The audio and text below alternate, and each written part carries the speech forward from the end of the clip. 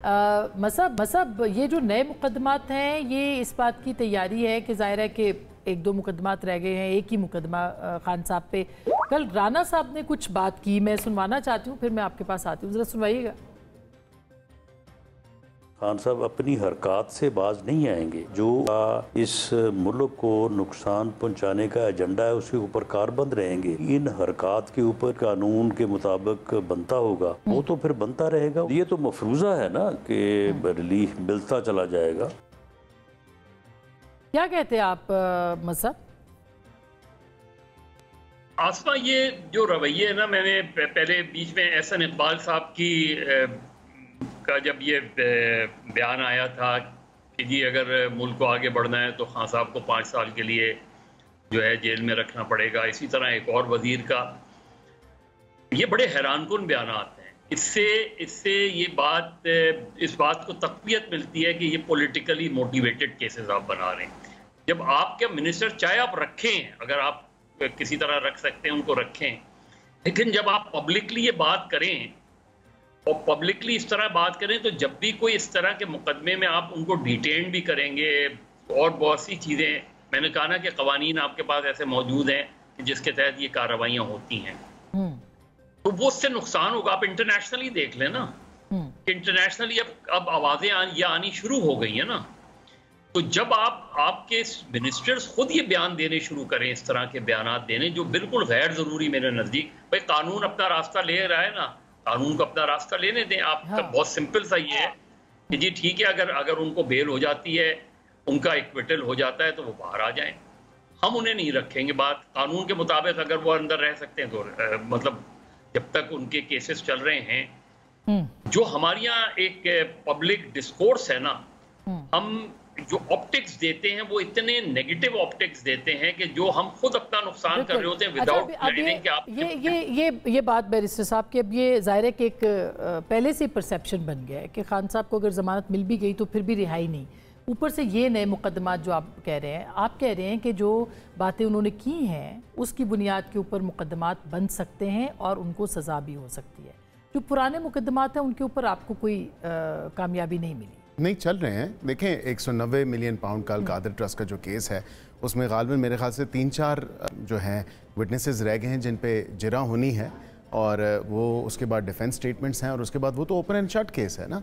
वो तो साफ नज़र आ रहा है कि शहजाद साहब के, सर एक सेकंड मुझे अगर अलाउ करें, परमिट करें, मैं इसलिए कह रहा हूँ कि वो ओपन एंड शट केस है क्योंकि आपने देखा कि शहजाद अकबर साहब ने मैनेज किया, मैनूवर किया, हुकूमत पाकिस्तान के पैसे लैंड होते हैं सुप्रीम कोर्ट ऑफ पाकिस्तान में और फिर उन पैसों से फाइन दिया जाता है।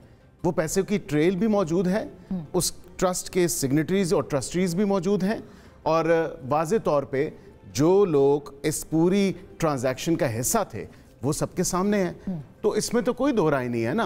वो तो एक बड़ा क्लियर कट केस है। साइफर का जो केस था, जो है उसके अंदर भी लेकिन साइफर के केस में तो फिर ये नए मुकदमात क्यों? आपको इतना यकीन है उसके ऊपर कि वो मुकदमात, जिस तरह राना साहब ने अभी आपने सुनवाया कि कल उन्होंने आपके प्रोग्राम में ये बात की, अब वो एक शख्स अपनी हरकत से और सकनात से बाज अगर नहीं आ रहा और वो गलती दर गलती जानबूझ के करना चाह रहा है और कर रहा है, तो फिर तो ऑब्वियसली अगर कानून की उसकी जुरिस्डिक्शन में अगर देखा जाए, अगर कोई वाक़तन कोई कानून की खिलाफ वर्जी होती है तो फिर डेफिनेटली मुकदमात तो बनेंगे।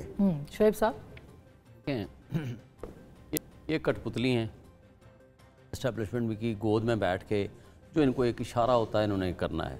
ना इनकी कोई हैसियत है, ना ये जीते हुए लोग हैं, हारे हुए ये लोग हैं। 1-1 लाख वोट से हारे हुए हैं और इनको उठा करके मुसल्लत कर दिया गया है।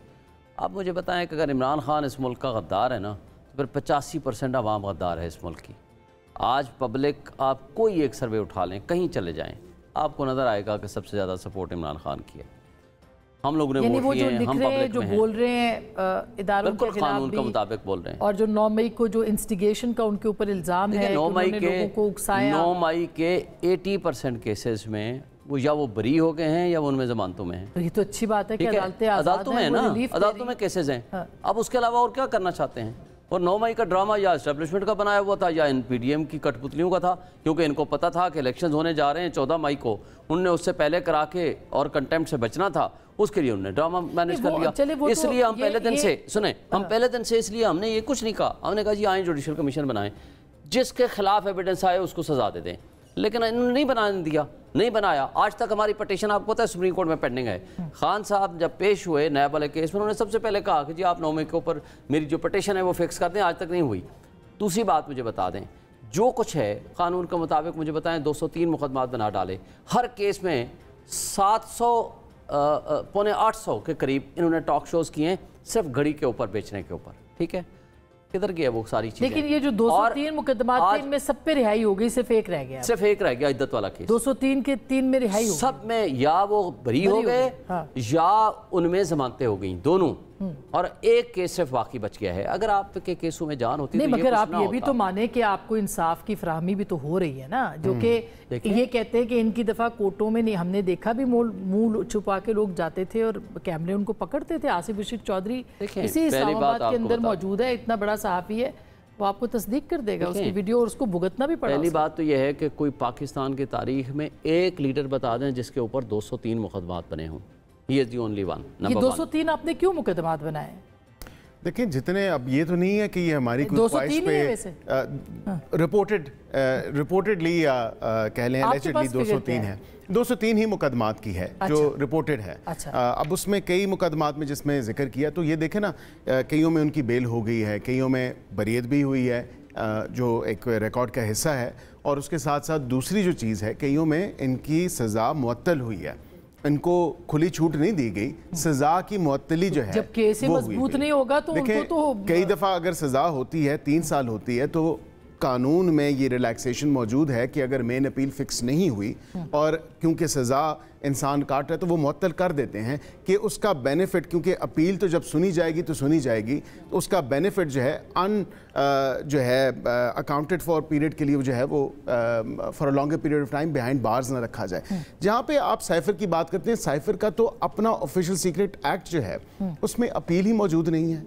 और मैं तो हैरान था कि ऑब्वियसली उस तमाम तर सिचुएशन को देखते हुए जिस तरह का फैसला आया, ये कहते हैं ना कि बार बार प्रोसिक्यूटर कह रहा था कि इसको रिमांड बैक कर दें, वो ये वजह थी, इस वजह से कहा जा रहा था क्योंकि अपील का कोई कॉन्सेप्ट ही नहीं था इस वाले केस जी। ऑफिशियल सीक्रेट एपेलेट अथॉरिटी से ये क्यों कह रहे थे कि आप रिमांड करते हैं? आप तो कहते हैं कि आपको अख्तियार ही नहीं है, आप अपना केस डिसमिस करें। ये भी कहा था, ये वहां पे आर्गुमेंट हुआ था कि इसमें इस कानून में जनरल जब आया, प्रोसिक्यूटर जनरल आया, जस्टिस रिटायर्ड हामिद अली शाह। अच्छा, मैं एक छोटी सी ब्रेक सर आ गई है। अपील के ना होने के ऊपर पहले अपील कानून में ही नहीं है, नहीं है, सुन लें, नहीं सुन लें ना, अब हमने फैसला करना है या जज करेंगे। सुन लें, पहली बात यह है कि इन्होंने ये एतराज़ उठाया, इसके ऊपर जजेस ने डिटेल सुनने के बाद फैसला दिया कि ये अपील प्रोवाइडेड भी है और हम इसको सुन सकते हैं। जस्टिस आमिर फारूक साहब की सरबराही में बेंच था, जस्टिस मियां गुल हसन साहब, और